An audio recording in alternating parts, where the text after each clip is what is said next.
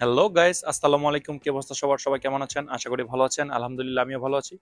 আজকে আমি আপনাদেরকে আপডেট দিব ক্রোয়েশিয়ায় যে ৪টি কাজ আপনি যদি করতে পারেন, আপনি যদি এই ৪টা কাজের উপর কোনো একটা কাজে ক্রোয়েশিয়া আসতে পারেন, তাহলে মোটামুটি আপনি মাসে ১ থেকে ৪ লক্ষ টাকা পর্যন্ত ইনকাম করতে পারবেন। আর এখানে সবচেয়ে বড় যে সুযোগ সুবিধাটা সেটা হচ্ছে যে এই কাজগুলোর জন্য আপনার পূর্ব থেকে কোনো প্রস্তুতি নিতে হবে না। আপনি যদি কোনো কাজ নাও জানেন, তাহলে আপনি ক্রোয়েশিয়া এসে আপনি এই কাজগুলো করতে পারবেন। সো ভিউয়ার্স, ভিডিওটি অনেক গুরুত্বপূর্ণ এবং অনেক ইন্টারেস্টিং হতে যাচ্ছে। সো না টেনে সম্পূর্ণ দেখার অনুরোধ রইল। তার আগে বলে নিই, আপনি যদি আমাদের চ্যানেলে নতুন হয়ে থাকেন তাহলে অবশ্যই চ্যানেলটি সাবস্ক্রাইব করে দিবেন এবং পাশে আসা বেল আইকনটি চেপে দিবেন। আর যদি অলরেডি সাবস্ক্রাইব করে থাকেন তাহলে অসংখ্য ধন্যবাদ। So let's get start the video. First আমি যে কাজের কথাটা বলবো সেটা হচ্ছে আপনার পিৎজা মেকিং অ্যান্ড আপনার কফি শপ। ইউরোপে আপনারা জানেন যে বিভিন্ন দেশে কফির খুব প্রচলন। সো তারই ধারাবাহিকতায় ক্রোয়েশিয়াতে মোটামুটি কফি শপের যে কাজগুলো থাকে সেখানে অনেক একটা চাহিদা রয়েছে।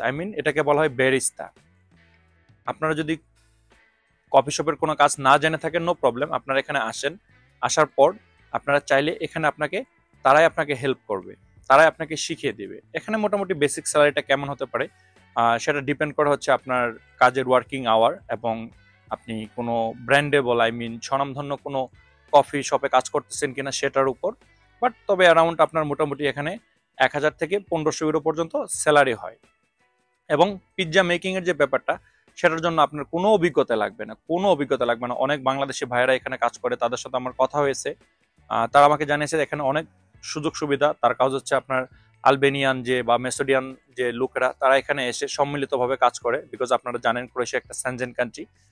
সেই ধারাবাহিকতায় এখানে যে মালিকগুলা, যে লোকাল যে পিৎজা শপগুলা থাকে, সেখানে মোটামুটি ভালো একটা কর্মীর চাহিদা থাকে।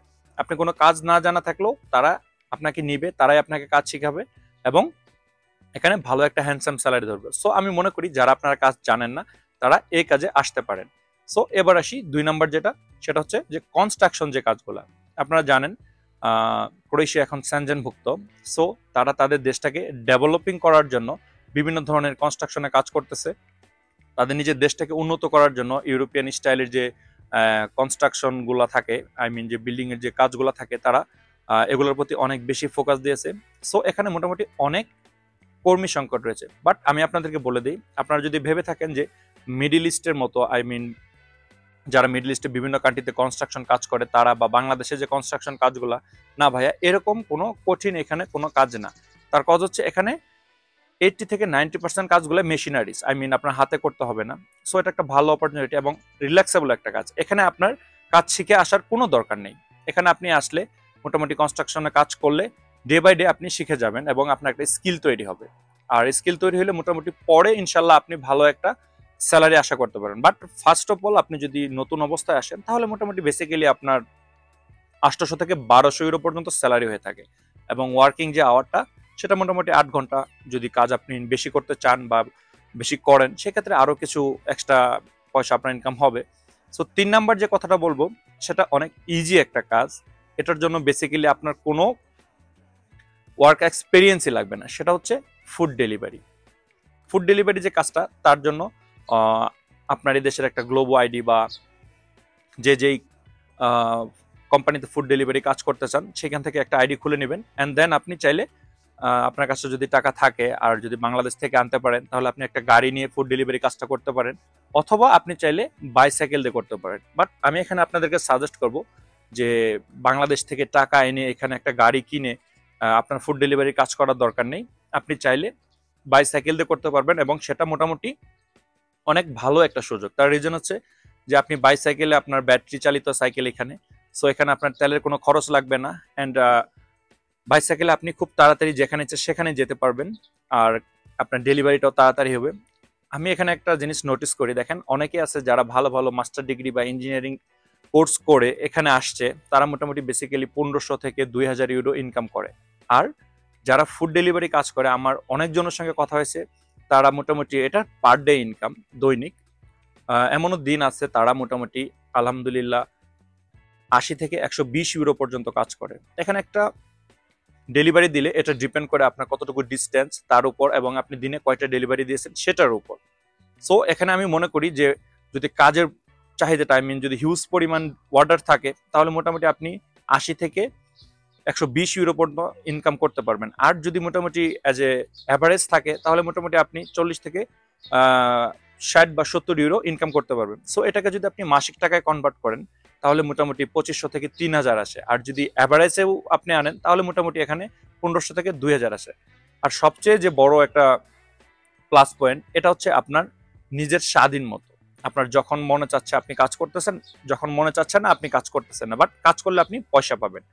আর সবচেয়ে যে বড় একটা নেগেটিভ দিক বলবো তার কারণ হচ্ছে যে ক্রোয়েশিয়াতে যখন গরম তখন অনেক গরম, আর যখন অনেক ঠান্ডা তখন অনেক ঠান্ডা। সো আমি মনে করি যে ভাই আমরা পুরুষ মানুষ, অবশ্যই আমাদেরকে লাইফটাকে সেটেল করতে হলে কিছু ত্যাগ করতে হবে এবং কিছু কষ্ট স্বীকার করে নিতে হবে। সেক্ষেত্রে আপনারা ফুড ডেলিভারিতে ফোকাস করতে পারেন। এবার 4 নাম্বার যে কাজের কথাটা বলবো সেটা মোস্ট ইম্পর্টেন্ট একটা জব, সেটা হচ্ছে আপনার ড্রাইভিং। I mean driving. আপনি চাইলে উবার, আপনি চাইলে এখানে যে নিজস্ব অ্যাপসগুলো থাকে সেখানে গাড়ি চালিয়ে মোটামুটি ভালো টাকা ইনকাম করতে পারেন। বাট আমি আপনাদেরকে বলি সেটা হচ্ছে যে আপনাদের যদি কারো ইন্টারন্যাশনাল লাইসেন্স থাকে, আই মিন যদি কারো ইন্টারন্যাশনাল ড্রাইভিং লাইসেন্স থাকে, সেটা হতে পারে দুবাই, সেটা হতে পারে বাংলাদেশ, সেটা হতে পারে আপনার সৌদি আরব, কাতার, আই মিন মিডিল ইস্টে যারা থাকেন আপনারা জানেন যে আপনাদের যে ড্রাইভিং লাইসেন্সগুলো থাকে আপনারা চাইলে সেটাকে ইন্টারন্যাশনালে কনভার্ট করতে পারবেন। আর আপনি যদি সেটাকে কনভার্ট করেন তাহলে মোটামুটি এদেশে আসার পরে 6 মাস পর্যন্ত আপনার কোনো ড্রাইভিং লাইসেন্স বা এই দেশের যে ক্রোয়েশিয়ার যে লাইসেন্স সেটার কোনো প্রয়োজন হবে না। আপনি আপনার ওই ইন্টারন্যাশনাল ড্রাইভিং লাইসেন্স দিয়ে আপনি এখানে কাজ করতে পারবেন। সো আমি বলবো এটা অনেক একটা বড় অপরচুনিটি, বিকজ আমি জানি যে মোস্ট অফ দেম যে মিডল ইস্ট বা বাংলাদেশে যারা থাকেন তারা মোটামুটি ড্রাইভিং জানেন বা অনেকেরই ড্রাইভিং লাইসেন্স আছে। সো এটা আপনাদের একটা প্লাস পয়েন্ট, আপনারা চাইলে এখানে আসতে পারেন। আর আপনি যদি এখানে মোটামুটি উবারে কাজ করেন, আই মিন ড্রাইভিং এর কাজ করেন, সেক্ষেত্রে মোটামুটি আপনি পার মান্থ একদম যদি ফেলেও দেন পার মান্থ আপনি 2000 ইউরো থেকে 2500 ইউরো ইনকাম করতে পারবেন। সো আমি মনে করি এটা অনেক বড় একটা অপরচুনিটি। আজকে আমি যে 4টা কাজের কথা বললাম এখানে আপনার কোনো অভিজ্ঞতার দরকার নেই। যদি আপনার একটা কাজের জন্য সেটা হচ্ছে ড্রাইভিং, সেটা যদি আপনি জেনে থাকেন আলহামদুলিল্লাহ। আর যদি নাও জানেন কোনো সমস্যা নেই, আপনি এখানে আসলে এখানে আপনি মোটামুটি 1 সপ্তাহের ভিতরেই এখানে 2টা ওয়েতে কাজ হয় ড্রাইভিং যে সেক্টরগুলো, সেটা হচ্ছে যে কোনো একটা কোম্পানির আন্ডারে আর একটা হচ্ছে নিজের আন্ডারে। আপনি যদি কোনো কোম্পানিতে যান তো তারাই আপনাকে সবকিছু অ্যারেঞ্জ করে দেবে। আর সবচেয়ে বড় কথাটা হচ্ছে যে ক্রোয়েশিয়া মোটামুটি এখন ডেভেলপিং কান্ট্রি, তারা উন্নত হতে চাচ্ছে। সো তারা যে তাদের যে কর্মীগুলো থাকে তাদের উপরে খুব ভালো ফোকাস দেয় এবং খুব হেল্পফুল। তারা প্রচুর পরিমাণে সহযোগিতা করে। অন্যান্য দেশে যে বৈষম্যতাগুলো দেখা যায় আমাদের নন ইউরোপিয়ান মানুষদের জন্য, কর্মীদের জন্য, সেটা ক্রোয়েশিয়াতে মোটামুটি নেই বললে চলে। সো আমি বলবো যে আপনারা যারা কোনো কাজকর্ম জানেন না আপনারা চেষ্টা করবেন এই 4টা কাজের উপর বেসিস করে ক্রোয়েশিয়া আসার জন্য, তাহলে আপনি মোটামুটি প্রতি মাসে 1 থেকে 4 লাখ টাকা পর্যন্ত ইনকাম করতে পারবেন।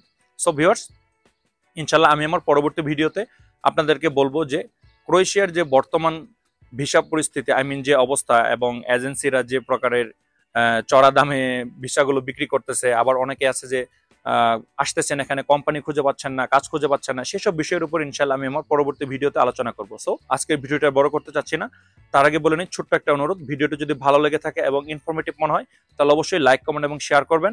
অ্যাটলিস্ট আমাকে সাপোর্ট করার জন্য হলো আমার চ্যানেলটাকে সাবস্ক্রাইব করে রাখবেন। সো ভিউয়ার্স, দেখা হবে অন্য কোনো একটা নতুন ভিডিওতে। সে পর্যন্ত সবাই ভালো থাকবেন, সবার জন্য দোয়া রইল। সবাইকে আসসালামু আলাইকুম।